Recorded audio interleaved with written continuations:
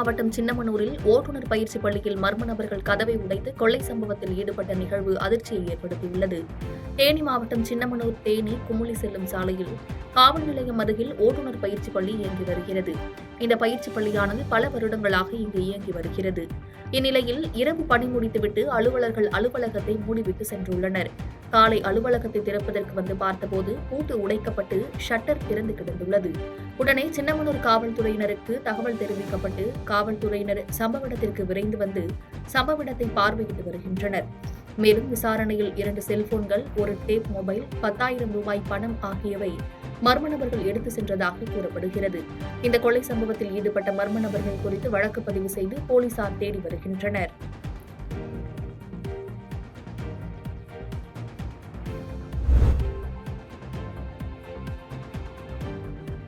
சேரங்கோடு அருகே ஊராட்சி ஒன்றிய நடுநிலைப் பள்ளியில் உள்ள சத்துணவு கூடத்தை உடைத்து அரிசியை சாப்பிட்டு சென்ற யானைகளை வனப்பகுதிக்குள் விரட்டும் பணியில் வனத்துறையினர் ஈடுபட்டுள்ளனர். நீலகிரி மாவட்டம் பந்தலூர் மற்றும் அதன் சுற்றுவட்டார பகுதிகளில் கடந்த 6 மாத காலமாக 2 ஆண் காட்டு யானைகள் தேயிலை தோட்டம் குடியிருப்பு பகுதிகளுக்குள் உலா வருகிறது.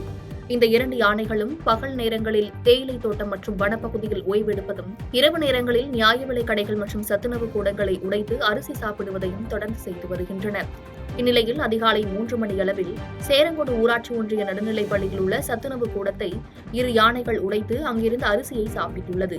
தகவல் அறிந்து சம்பவ இடத்திற்கு வந்த யானை விரட்டும் குழுவினர் 2 யானைகளையும் அருகாமையில் உள்ள வனப்பகுதிக்குள் விரட்டினர். இதைத் தொடர்ந்து தற்போது கல்வித்துறை அதிகாரிகள் அப்பகுதியில் ஆய்வு மேற்கொண்டு வருகின்றனர்.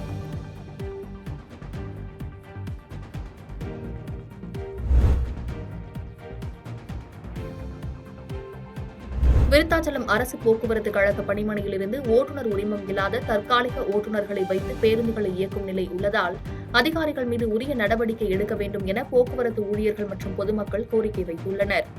கடலூர் மாவட்டம் விருத்தாச்சலத்தில் அரசு போக்குவரத்து கழக பணிமனை செயல்பட்டு வருகிறது. இந்த பணிமனையில் இருந்து நாள்தோறும் கிராமப்புறங்களுக்கும் வெளி மாவட்டத்திற்கும் பேருந்துகள் இயக்கப்பட்டு வருகிறது. இந்நிலையில் பணிமனையில் புதுப்பிக்கப்பட்ட அரசு பேருந்துகளை எஃப்சி காண்பிப்பதற்காக மோட்டார் வாகன அலுவலகத்திற்கு கொண்டு செல்வது வழக்கமாகும். இந்நிலையில் விருத்தாச்சலம் அரசு போக்குவரத்து கழக பணிமனை 2 ஓட்டுநர் உரிமம் இல்லாத தற்காலிக ஓட்டுநர்கள் ஓட்டுநர் உரிமம் இருந்தும் முறையாக பயிற்சி பெறாதவர்களை கொண்டு பேருந்துகளை இயக்கும் நிலை உள்ளது. இந்நிலையில் விருத்தாச்சலம் அரசு போக்குவரத்து பணிமனையில் இருந்து 4 அரசு பேருந்துகளை தற்காலிக ஓட்டுநர்கள் கொண்டு சென்ற சம்பவம் போக்குவரத்து ஊழியர்கள் மத்தியில் பெரும் அச்சத்தை ஏற்படுத்தியுள்ளது. இதுபோன்று சட்டவிரோதமாக அரசு பேருந்துகளை டெக்னீஷியன்களை கொண்டு பணிமனையில் இருந்து எடுத்துச் செல்ல வற்புறுத்திய அதிகாரிகள் மீது உரிய நடவடிக்கை எடுக்க வேண்டும் என போக்குவரத்து ஊழியர்கள் மற்றும் பொதுமக்கள் கோரிக்கை வைத்துள்ளனர்.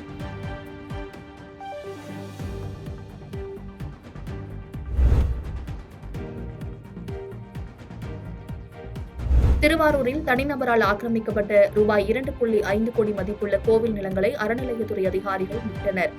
திருவாரூர் வாலவாய்க்கால் ரவுண்டானா அருகில் திருவாரூர் விஜயபுரம் கபிலேஸ்வரர் கோவிலுக்கு சொந்தமான நிலம் தனிநபரால் ஆக்கிரமிப்பு செய்யப்பட்டுள்ளது என்று அறநிலையத்துறைக்கு தெரியவந்துள்ளது. இதனையடுத்து அறநிலையத்துறை இணை ஆணையர் உத்தரவின்படி அலுவலர்கள் நிலத்தினை நேரில் சென்று ஆய்வு செய்தனர். இதில் கபிலேஸ்வரர் கோவிலுக்கு சொந்தமான 5,396 சதுரடி நிலம் தனிநபர் மூலம் ஆக்கிரமிப்பு செய்யப்பட்டுள்ளது தெரியவந்தது. இதனையடுத்து அந்த நிலம் மீட்கப்பட்டு இந்து சமய அறநிலையத்துறைக்கு சொந்தமான இடம் என அறிவிப்பு பெயர் பலகை வைக்கப்பட்டுள்ளது. இதேபோல கோவில்களுக்கு சொந்தமான நிலங்கள் ஆக்கிரமிப்புகளில் உள்ளதா என்பது குறித்து தொடர்ந்து அதிகாரிகள் கணக்கெடுத்து உரிய ஆய்வு செய்து வருகின்றனர்.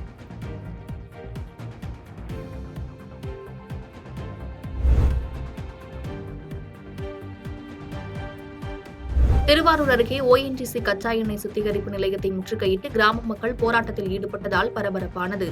திருவாரூர் மாவட்டம் வெள்ளக்குடி பகுதியில் சுமார் 70க்கும் மேற்பட்ட தினக்கூலி குடும்பத்தினர் கடந்த 100 ஆண்டுகளுக்கு மேலாக வசித்து வருகின்றனர்.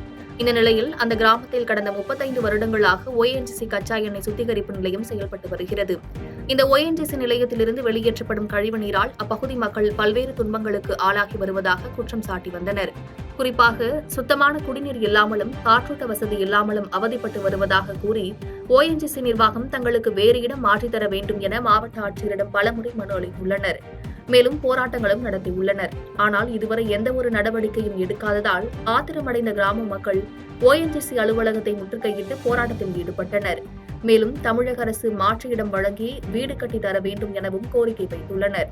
இதனால் அப்பகுதியில் பரபரப்பு ஏற்பட்டது.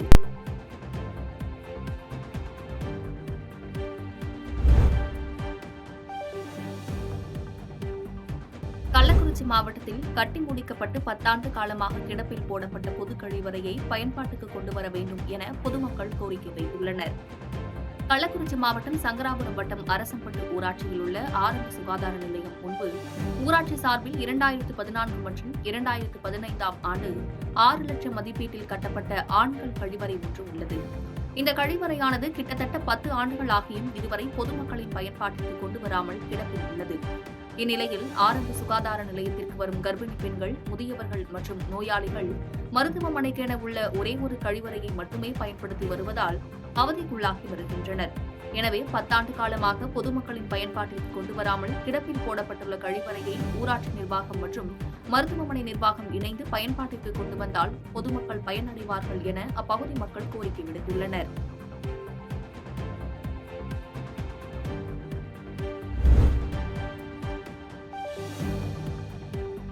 கும்பகோணம் அருகே திருநாகேஸ்வரம் வெங்கடாஜலபதி கோவில் புரட்டாசி மாத பெருவிழாவை முன்னிட்டு கொடியேற்றம் சிறப்பாக நடைபெற்றது. தஞ்சாவூர் மாவட்டம் பிரசித்தி பெற்ற திருநாகேஸ்வரம் வெங்கடாஜலபதி கோவிலில் புரட்டாசி மாத பெருவிழாவை முன்னிட்டு கொடியேற்று விழா விமர்சையாக நடைபெற்றது. முன்னதாக ஒப்புளியப்பன் கொடி கம்பத்திற்கு சிறப்பு அபிஷேகங்கள் செய்யப்பட்டு கொடியேற்றத்துடன் மகா தீபாராதனை காண்பிக்கப்பட்டது. இதனைத் தொடர்ந்து வெள்ளி பள்ளக்கில் பூதேவி சமேத ஒப்புளியப்பன் உற்சவம் நடைபெற்றது. இதில் திரளான பக்தர்கள் கலந்து கொண்டு சுவாமி தரிசனம் செய்தனர்.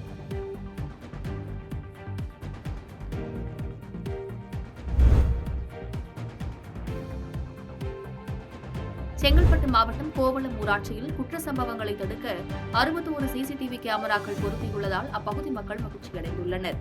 செங்கல்பட்டு மாவட்டம் திருப்போரூர் ஒன்றியம் கோவளம் ஊராட்சியில் மாதா கோவில், கைலாசநாதர் கோவில், புகழ்பெற்ற தர்கா ஆகியவை உள்ளன.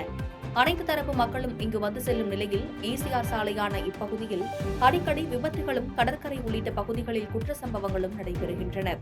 இதனை தடுக்க கோவளம் பகுதியைச் சேர்ந்த எஸ்டிஎஸ் பவுண்டேஷன் நிறுவனர் சுந்தர் என்பவர் முடிவு செய்து போலீசாரின் ஆலோசனையுடன் ரூபாய் 25.63 லட்சம் மதிப்பில் ஈசிஆர் சாலை முதல் கோவளம், கேளம்பாக்கம் சந்திப்பு சாலை, குன்றுக்காடு சந்திப்பு உள்ளிட்ட முக்கிய தெருக்களில் 61 நவீன கண்காணிப்பு கேமராக்கள் பொருத்தியுள்ளனர். இந்த கேமரா பொருத்தும் பணி நடந்து கொண்டிருக்கும் போதே பணி முடிந்த கடற்கரை பகுதியில் மீன் திருட்டு, பைக் திருட்டு போன்ற சம்பவங்கள் கண்டுபிடிக்கப்பட்டது. இந்நிலையில் இந்த கண்காணிப்பு கேமரா அமைக்கும் பணிகள் நிறைவடைந்து ஊராட்சி மன்ற அலுவலக வளாகத்தில் உள்ள கண்காணிப்பு அறையை ஊராட்சி மன்றத்திற்கு ஒப்படைக்கும் நிகழ்ச்சி நடைபெற்றது. இதில் ஊராட்சி மன்ற தலைவர் சோபனா சுந்தர் சிறப்பு அழைப்பாளராக கலந்து கொண்டு ரிப்பன் வெட்டி கண்காணிப்பு அறையினை திறந்து வைத்தார். அங்கு 24 மணி நேரமும் ஊராட்சியில் நடைபெறும் பணிகள் அனைத்தும் கண்காணிக்கப்பட்டு வருகிறது. இதனால் அப்பகுதிகளில் குற்ற சம்பவங்கள் தடுக்கப்படும் என சுற்றுலா பயணிகளும் கோவளம் பகுதி மக்களும் மகிழ்ச்சி தெரிவித்துள்ளனர்.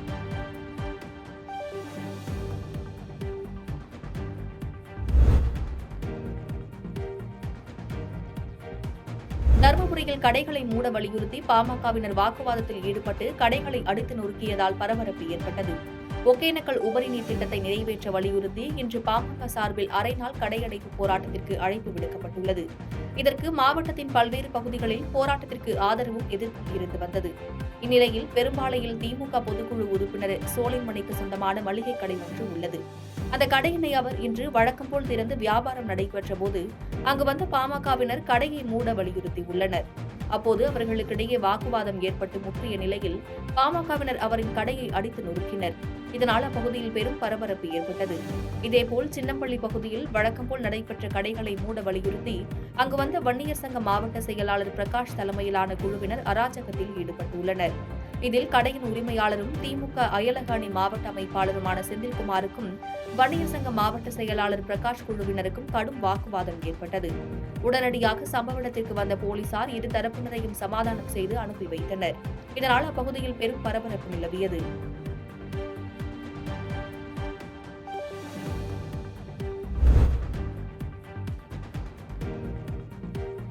தென்காசி மாவட்டம் சங்கரன் கோவிலில் தெருநாய்கள் தொடர்ந்து பொதுமக்களை அச்சுறுத்தி வருவதால் நகராட்சி நிர்வாகம் இதற்கு நடவடிக்கை எடுக்க வேண்டும் என கோரிக்கை வைத்துள்ளனர்.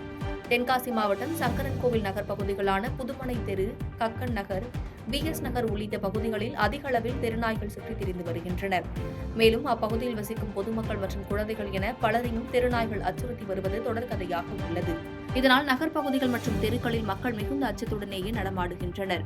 இதனால் சங்கரன்கோவில் நகராட்சி நிர்வாகம் தெருநாய்களை பிடித்து அப்புறப்படுத்த வேண்டும் என அப்பகுதி பொதுமக்கள் மற்றும் சமூக ஆர்வலர்கள் பலமுறை கோரிக்கை வைத்தும் இதுவரை நகராட்சி நிர்வாகம் எந்தவொரு நடவடிக்கையும் எடுக்கவில்லை என அப்பகுதி மக்கள் வேதனை தெரிவித்துள்ளனர். பாதகம் செய்பவரை கண்டால் நாம் பயங்கொள்ளலாகாது பாப்பா, மோதி மிதித்து விடு பாப்பா, அவர் முகத்தில் உமிழ்ந்து விடு பாப்பா. அண்மை செய்திகளை உடனுக்குடன் தெரிந்து கொள்ள இணைந்திருங்கள் இயம்நாடு தொலைக்காட்சியுடன்.